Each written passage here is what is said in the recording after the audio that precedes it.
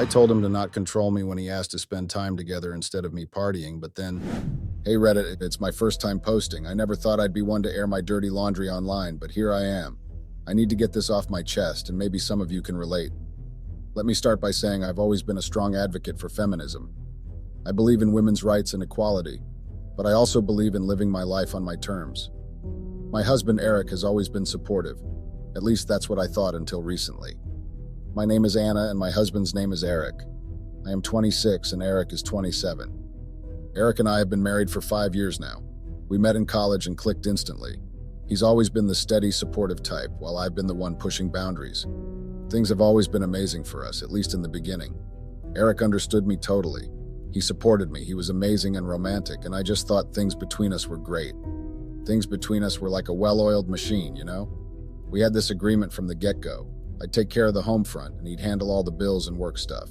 It was a deal we made before tying the knot, and honestly, I was cool with it. He was the man, and I figured, why not let him take the lead? Plus, it gave me the time and space to dive into my own passions and pursuits, especially when it came to feminist issues. Even though I really didn't enjoy doing chores and taking care of the house, I sucked it up because I preferred it over getting a job. I tried my best, even though most of the time I knew I was just doing the bare minimum.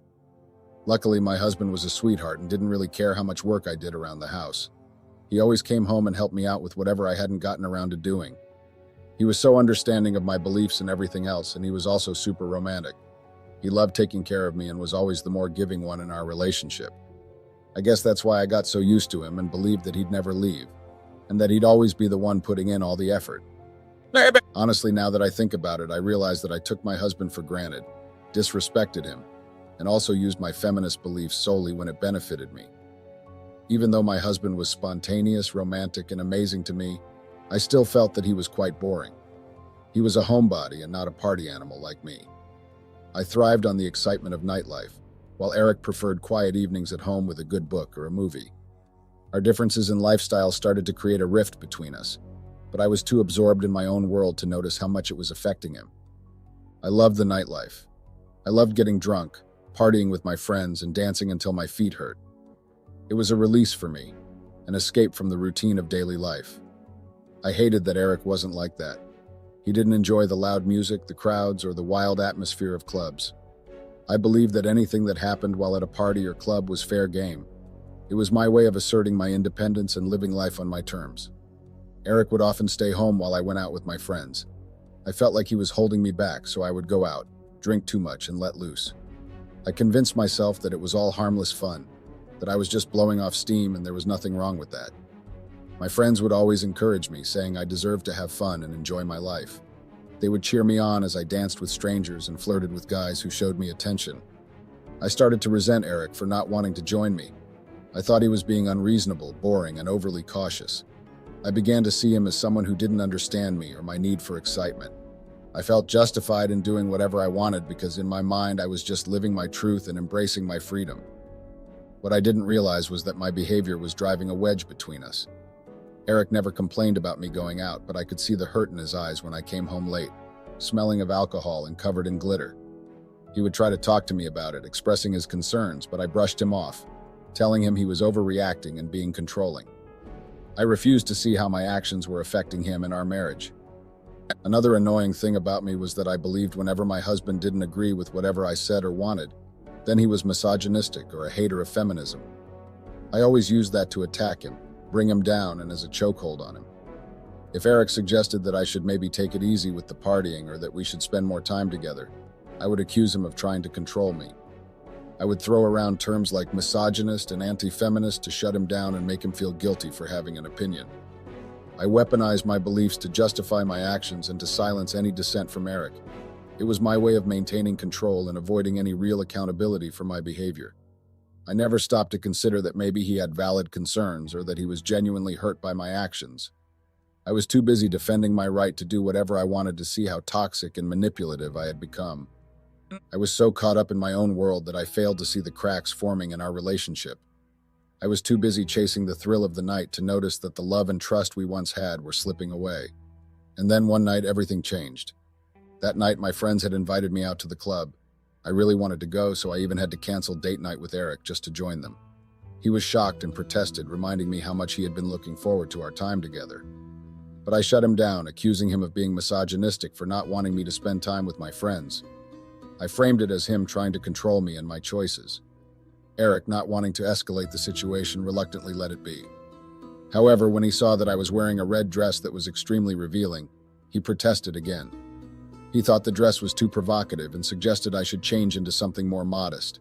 His concern was genuine, but I took it as another attempt to control me. I was furious that he wanted me to change and saw it as a misogynistic and clear power move. I didn't want to be controlled, and I wasn't going to let him dictate what I could or couldn't wear.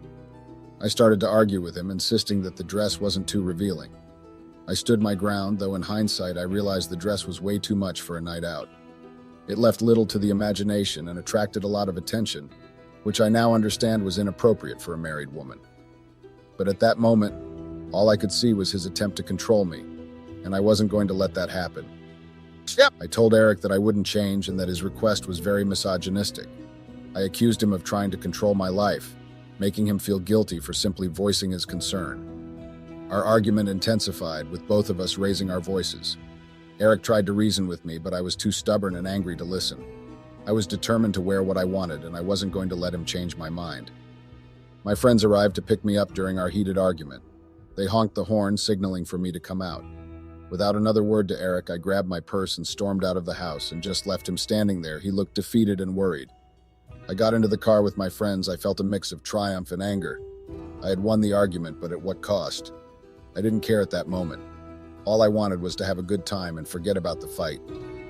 Even as we drove away, I glanced back at the house and just saw Eric standing by the door, watching me leave. There was a look of sadness and resignation on his face that I ignored. I convinced myself that I was in the right, that he was the one with the problem, not me. Little did I know this night would change everything. When I got back home, my husband wasn't there. I called him multiple times, but he wouldn't pick up. I even sent him a message, but there was no reply. Feeling a mix of frustration and worry, I decided to go to bed, hoping he would come home soon and we could sort things out. The next morning, Eric was back. However, he was unusually quiet and distant with me. I was surprised because usually whatever happened the night before wouldn't get to him by the next day. He had always been supportive, almost to a fault, and was generally okay with whatever I wanted to do. But this time, something was different. He went about doing the chores, all the while maintaining a cold, detached demeanor. I could sense that something was seriously wrong. Then out of the blue, he told me that we would be renewing our lease. I was shocked because we had been planning to go house hunting soon. Our lease was ending at the end of the year, and we had already discussed not renewing it. Now all of a sudden, he wanted to extend it. I was stunned and demanded an explanation. Eric told me that something had come up and we would have to postpone our plans to buy a house. He was vague and refused to give me any more details, no matter how much I interrogated him. I tried to force the information out of him, but he remained tight-lipped. Frustrated and confused, I eventually gave up, hoping he would open up later. Then he dropped another bombshell. He told me that I would need to get a job. I was taken aback and demanded to know why. Eric calmly explained that if I wanted to be a feminist and be independent, then I should get an actual job and contribute to the family. He said that I was abusing feminism and that my behavior the previous night was totally disrespectful and out of line. He went on to say that he would no longer be paying all the bills by himself. From now on, we would be splitting everything 50-50, including the household chores. He wanted to make it clear that he wasn't going to tolerate being taken for granted any longer. I was stunned by his sudden assertiveness. This was not the Eric I knew. He had always been so accommodating, so willing to support me in everything I did. But now he was standing his ground, and it was clear that he was serious. His words cut deep, and I realized that I had pushed him too far. Feeling a mix of guilt, anger, and confusion, I didn't know what to say. I had always prided myself on being strong and independent, but now I was being called out for my hypocrisy. Eric's ultimatum forced me to confront my own behavior and the way I had been treating him, and I wasn't sure how to handle it. I just sat there trying to process everything while Eric continued to go about his chores. His expression was unreadable. I felt a mixture of anger and confusion. How could he expect me to give up my freedom and independence? How could he not see that I was just expressing myself and having fun? I resented him for not understanding me, for not supporting me the way he used to. I started to see him as someone trying to control me, to clip my wings. I didn't see it as a wake-up call or a chance to make things right. Instead, I saw it as punishment for being myself, for being a feminist who refused to conform to his expectations. I grudgingly started looking for a job, but every application felt like a betrayal of who I was.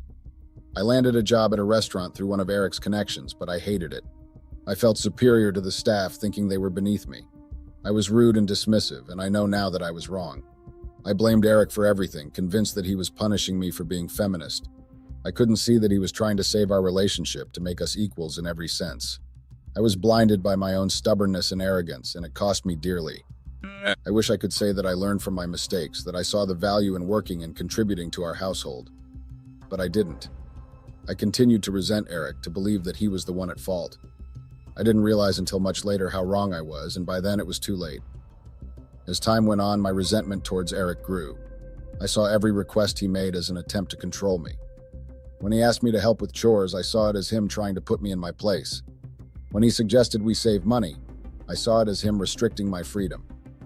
Our arguments started to become more frequent and intense. I would lash out at him, accusing him of being a misogynist and a hypocrite.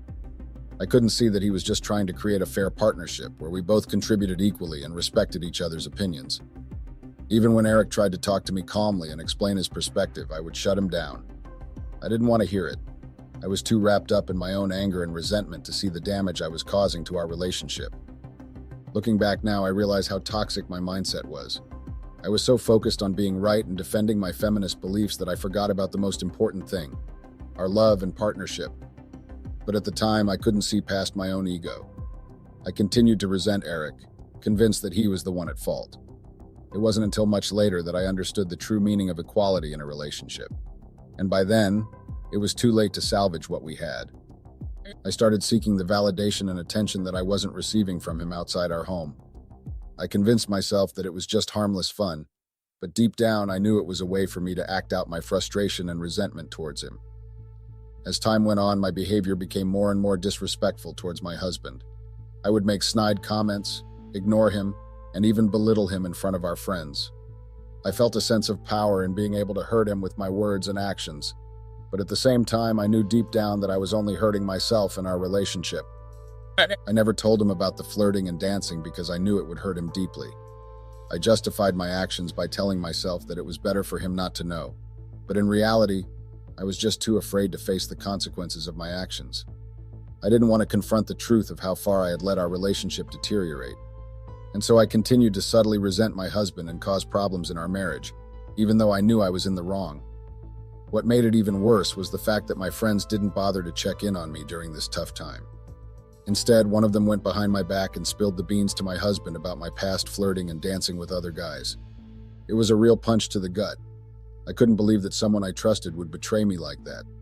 It made me question everything, from my friendships to my own actions. My husband confronted me about it.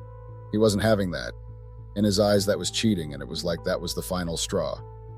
He kicked me out. When he asked me about it, at first I denied everything. I refused to take responsibility for my actions and blamed him for not meeting my needs. Even though deep down, I knew that I was the one at fault for allowing our relationship to reach this point.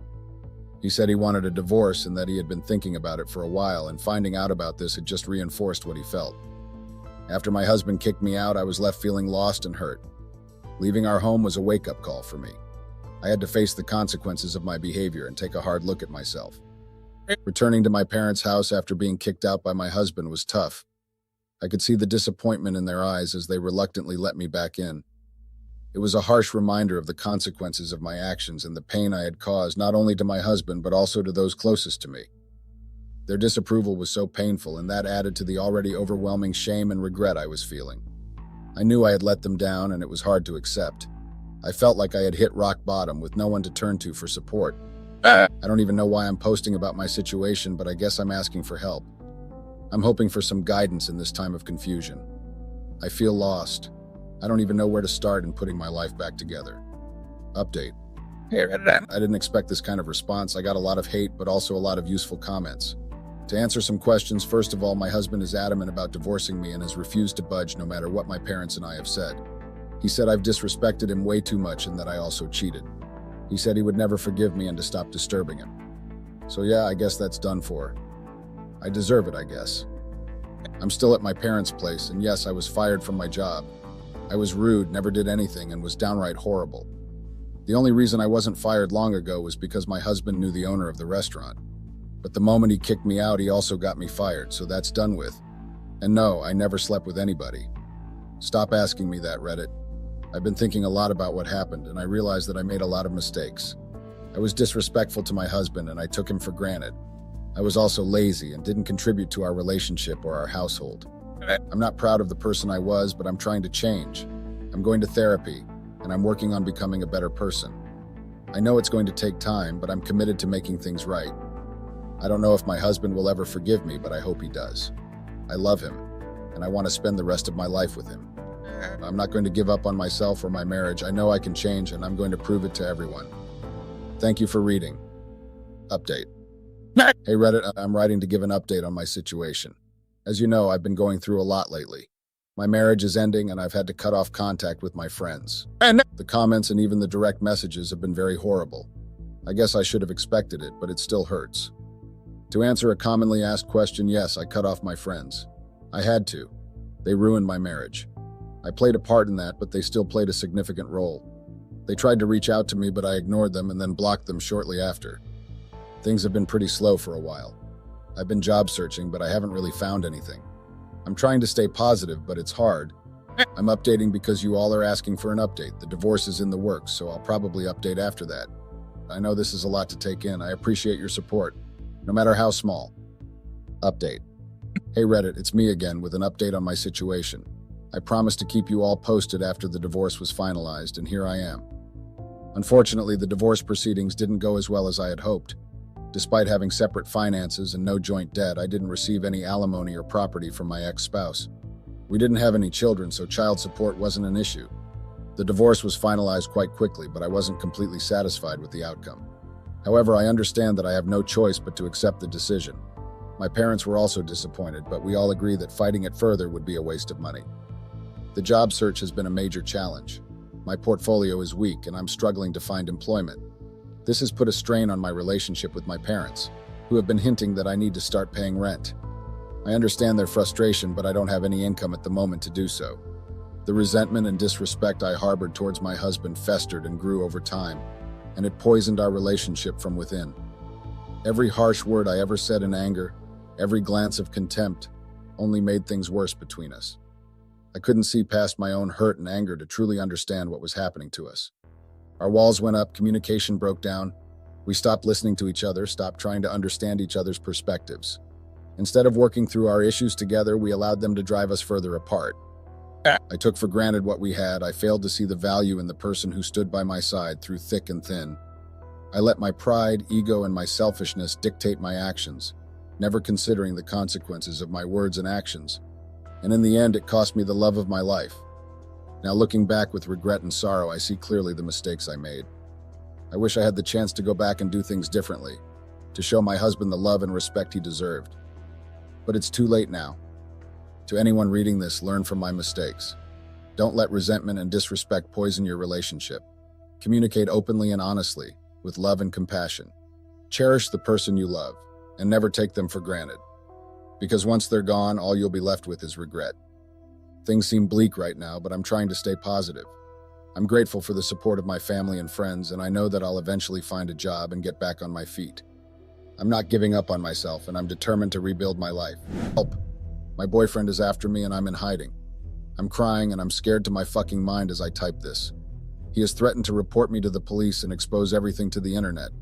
I did a terrible thing, and everything I've done has messed up my chances of getting out of this without repercussions from the law.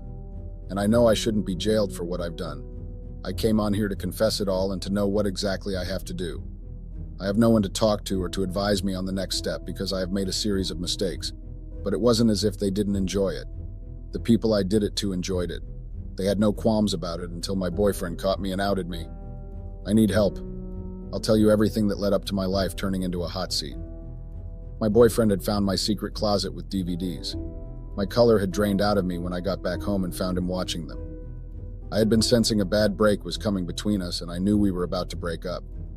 We usually had a big argument prior to when a bad break was coming, and we had had a major argument before I came home and found him with his eyes wide staring at me from his laptop. What had we even argued about? What we always argued about. Money. My boyfriend wasn't giving me money and always said he wasn't responsible for me. This was someone that we lived together with. He only gave me money for groceries and the occasional gifts for birthdays and anniversaries, but aside from that, I received nothing else from him. Meanwhile, I had friends that their boyfriends gave them monthly allowance to take care of their hair, nails, and lashes. Mine insisted I work. We had been dating for over 2 years, and in that time we had broken up and come back together 3 times.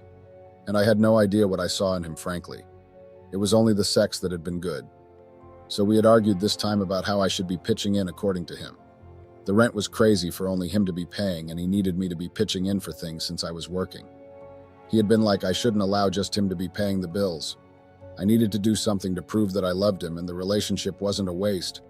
How could he have said that? If I hadn't loved him, there was no way I would have stayed in the relationship with him. Well, that and the fact that I had nobody else on my side. I would get into my story somewhere in the middle of this, like I had read in other stories here. What he said led to a big argument because I wouldn't sit back and let him tell me how I had to prove my love to him by splitting the bills. None of the other bitches I called my friends did that, so why should I? I answered him exactly as you read above. He was infuriating, and I was sick of it. He told me that if I didn't want to stay with him, then I should get out of his house and never come back. I was leaving for work, so I had just given him the middle finger, hoping to get everything resolved in the evening when I got back. That didn't work out for me. I got back in the evening and my boyfriend was in my room with all my clothes on the bed and my suitcase open and my secret closet door opened with the DVDs I had placed there as backup of the second work I did. My boyfriend had just stared at me as a clip from one of my DVDs had been playing in the background, and he started asking me what they were. They were recorded scenes of me playing with my clients. I was a sex worker. Yes, feel free to judge me. After all, it had been my boyfriend that had told me to get a job, and I had gotten that. I didn't steal from anyone or kill anyone. I just did what I thought to be able to cater for myself since my boyfriend wasn't doing the needful.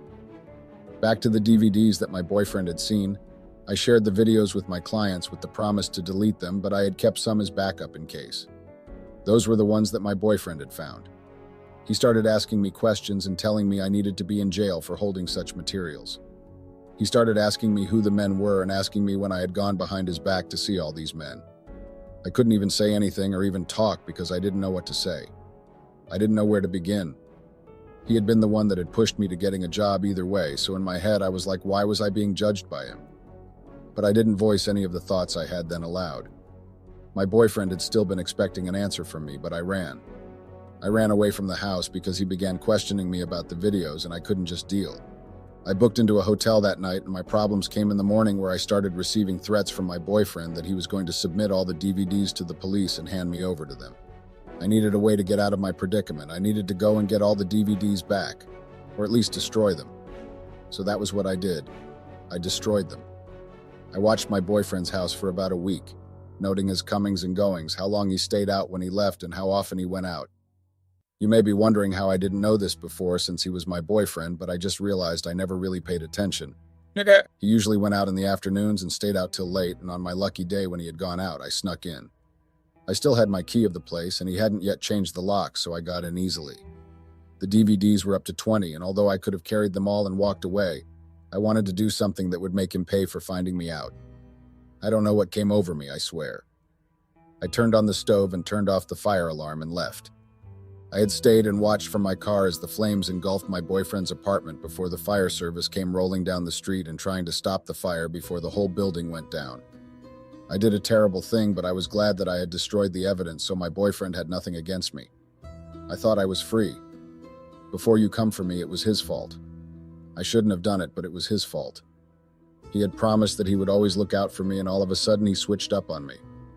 I had grown up in a very bad place. A place where everyone was on the lookout for themselves, and if you didn't ensure your survival, you were going to get left. I had been orphaned, so I was put in the foster system and sent to foster home upon foster home until I turned 18 and ventured out on my own. This was when I had first started out as a pole dancer in a strip club. I had kept it PG because I was still young, but I needed money to pay for rent and food, and on some nights the pay was good, and on some nights it was a struggle with the other strippers at the club. I had worked there for 2 years and had been moved up to stripper position. So I was getting money from the work. It was pitiful, my life. However, it had been okay money for me. I had gathered clients and I had loyal ones. I doubt any of you reading this would know how the strip club business was, but it had been tough. Then my boss told me they had to close down the business because he wanted to move out of the city and go somewhere else. I couldn't afford to go to another place and start over again, so I declined to follow him. Within a twinkle of an eye, I was put out of something that had given me a roof over my head and food on my table. In a year, the money I had saved up was gone.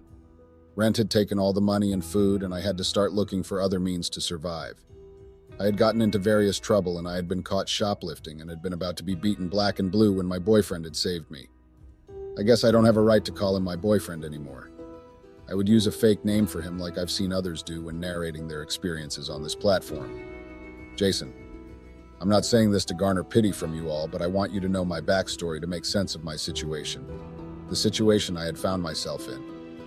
Jason saved me from being beaten up by the security guys and then being sent to the police and had offered to pay for the stuff I had wanted to shoplift. We had exchanged contacts that day and he had asked me if I could meet him for coffee the next day. I had no idea what he had seen in me then. But he had been persistent, asking me how I was, if I was okay, what I did for work. He had even gotten me a cleaning position in his workplace and told me he could sponsor me to college. I would say nothing but the truth as I'm telling this my experience. Yes, Jason had put me through college for 3 years and had gotten me a job after I was done. This was before he then asked me to be his girlfriend. He made sure I finished schooling before he asked to properly date me. You never found that kind of man anywhere except in the heavens. I could have sold my soul to him because he had actually been good to me, but I'll admit that I have an extremely bad character, and things started falling apart after our first breakup during our short 2-year relationship. Like I said, he had gotten me a job in the company he had worked for, but 2 months into dating, Jason had said he wanted to start his own company, so he was leaving the firm where we had already been employed. I had asked if I could resign too, and he told me it was okay, that he could provide for us anyway while starting up his own company. He had even promised that he could take care of me and the startup of the company won't be long and profit was guaranteed. 2 months later, things weren't easy and the money wasn't coming as it was meant to. This was when we had a big quarrel and he had told me I needed to get a job to be able to take care of myself. Note he had said taking care of myself because he didn't want to be giving me money for upkeep anymore. I told him that that wasn't what other people were doing in a relationship. He had promised to take care of me and he was going back on his word. So I had left him that first time and ventured out on my own and saw how tough the streets were, so I came back to him. This is my life. You don't have the right to tell me how to live it or judge how I lived it, so keep your opinions to yourself in the comments. I went back to Jason the second time and agreed to get a job this time. I got greedy, I'll admit. I saw my friends out there having what I was supposed to have and I got jealous, and it was at this same time that my former boss from the strip club hit me up and said he was back and had some clientele if I was open for a job. Jason had wanted me to get a job, but I had the feeling he wouldn't appreciate what I was doing, so I took the job and applied for a position at a bakery as a cover-up. A leopard never changes its stripes, I guess. I had to make money to take care of myself, and everything was all coming back to me all at once. I accepted the job like 4 months after we had gotten back together when things were really getting harder. I had promised myself that I wasn't going to do anything with the clients, that I was just going to dance on the pole. But 4 months into it, we had our second quarrel and got back together again, and something in my mind just changed, and I decided to start sleeping with other men for extra cash. Now that I think about it, I never really used the money to do anything but get material things. And if I could turn back the hands of time, I would, and go back to when my former boss had called me with the offer and said no. What had made me record the videos in the first place, you may be wondering. I wanted a failsafe. In case I ran out of money, I could use the recorded videos as a liability.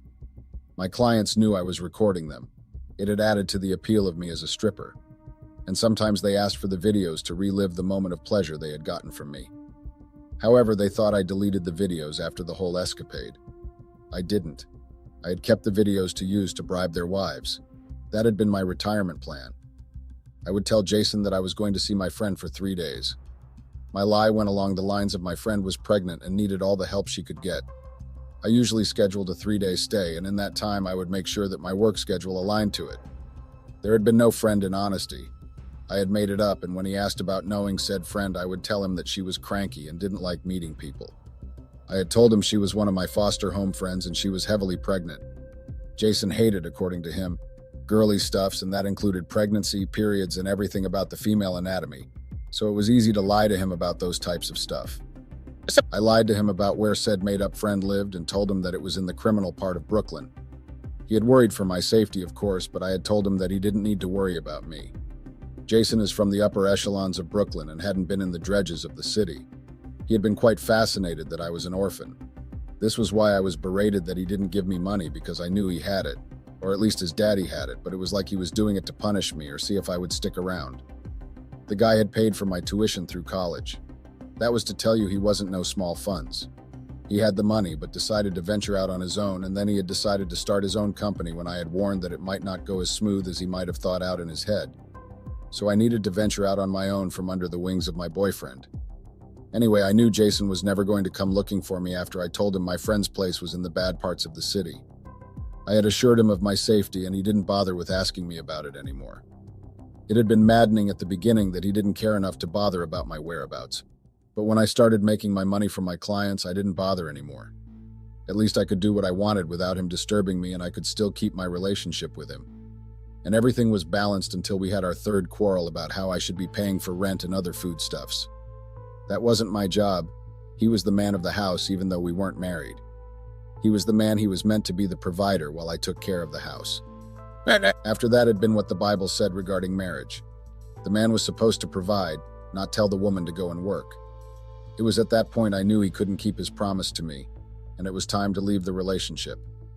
It was also the unfortunate time that he had found my DVDs and ruined everything that I had planned for. I had to burn the evidence because there was no way I was going to jail, and I wasn't going to sit back and watch it happen. I had placed the DVDs in his laptop close to the stove I had left on, so I knew they were going to be destroyed first. It never occurred to me that Jason would have backup, or there would be another whole thing at play until 2 weeks after I had set his apartment on fire. I have given you all the backstory of my entire life, and I admit I had not grown up right and I had made some bad decisions, but it didn't warrant Jason's revenge on me. I had only wanted to make a living. I wanted to make it. I went the wrong way, and Jason found out that I was cheating on him and wanted to make me pay for it. That was why he was still calling me after I had burnt down his apartment. I had thought that it was all over, that he wouldn't try to look for me, but then 2 weeks after the whole issue, I was ambushed by Jason as I was leaving the bakery where I worked. Apparently, my setting fire to his apartment was a waste of time because he had copies of everything. He had known what I had been doing ever since he had evidence thrown in his face. One of my client's wives had found out that her husband had a video with me and had gone ahead and investigated, and somehow had linked it back to me and Jason. Jason's father hadn't been on good terms with me, so when the woman had come to him saying she had information on me, his father had decided it was time his son received some sense. I couldn't believe it. Jason had known way before he had found my DVD stash. In fact, he has been looking for it and hadn't randomly stumbled on it. He had asked me to start paying the rent so he could trace where my source of income was from, instead of asking me outrightly so I wouldn't be suspicious of why he was asking. I had thought I was stealthy, but someone had found me out. Jason told me he had thought the woman had been bluffing, but he had followed me out one of the times I had said I was going to see my friend, and he had found out that there was no friend. It wasn't enough that I had cheated on him with so many guys, but he had set his apartment on fire too. He had a video of me leaving his apartment after leaving the stove on.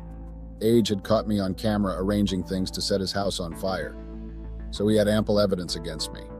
This was where I got scared. He could call the police on me, and at that very moment I had nowhere to run to. But luckily he didn't call the police on me, but had told me to beware of his revenge. Silly me, I had taken his evidence lightly instead of as the serious warning it was, until I was kidnapped by the woman that had opened the investigation tab on me. Apparently I had dabbled in politics, lol. My stupid, unfortunate luck. One of the men I had had as my clients was, still is, a politician, and it was his wife that had found the video and seen me as a loophole to his political career that she needed to put out. She had told me herself when her men had picked me up from my workplace and carried me to an unknown place. The witch had looked smug when she was telling me that I was going to be gone in a blink of an eye. I didn't know things could get this bad. If you're wondering how I had escaped alive, she gave me 3 days to use and tidy up my ends if I had a family. Right now, I'm in hiding. Jason had showed up to my workplace with the FBI, but I had run away through the back when I had spotted them. This was when I had run into the woman, and she told me she was going to unalive me to tie up loose ends. I don't know what to do right now, and I'm currently hiding and typing this. I'm even using VPN so they wouldn't trace my location. Imagine the police and the rich after you. In case no one hears of an update from me, just know I've probably been unalived and my body has been dumped in the water. But if I've been arrested, I would definitely give an update before the court sentence in my arrest. I'm hoping I get out of the bind I have put myself in before the situation becomes worse or gets to any of the 2 options. If any of you knows of a way I could get a place to hide so everything dies down, or if anyone knows a place I can get a quick passport change and fly out of the country. Yes, that's what I'm going to do. I'm going to go to a quiet place like the Sahara where no one would even think to look for me. Or if there's any other suggestions to get me out of my predicament, I would gladly take it, please. I really need your help, please. I know what I did was very wrong and I shouldn't have done it. I know I shouldn't have made the choices I made, but growing up I had no one on my side and no one to advise me. Now I'm stuck with the consequences of my actions and I think I'm going crazy. Help, please.